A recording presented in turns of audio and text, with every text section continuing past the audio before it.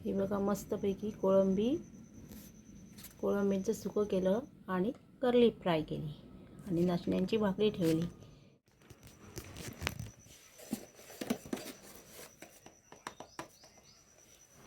आता मी कर्लीला चांगलं मीठ लावून घेते।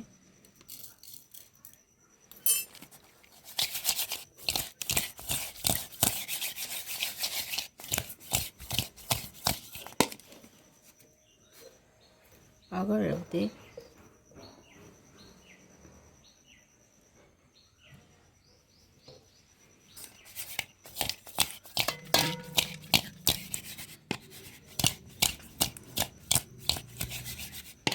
चांगला आगळ लागला।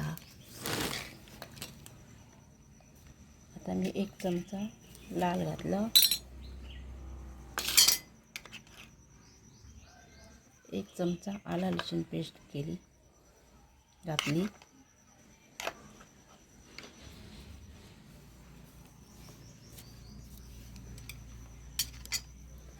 थोडीशी हळद टाकते, मिक्स करते। चांगलं मिक्स केलं। आता त्याच्यात मी व्यवस्थित लावते।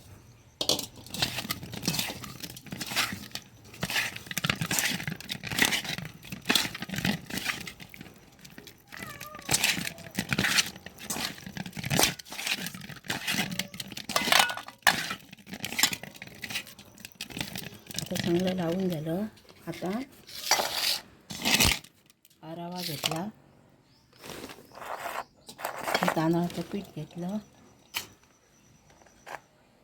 आता रव्यात थोडं मिक्स करते तांदळाचं पीठ।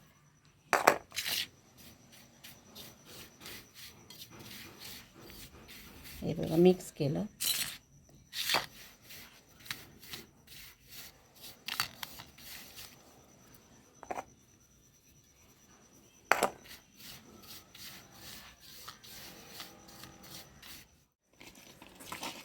चांगलं लावून घेतलं। हे बघ चांगलं व्यवस्थित हाताने चोळून घेतलं।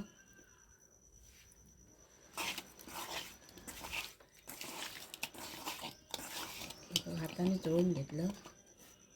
आता हा रवा आणि तांदळाचं पीठ हे बघा असं हे त्याच्यात चांगलं असं लावून घ्यायचं त्याला।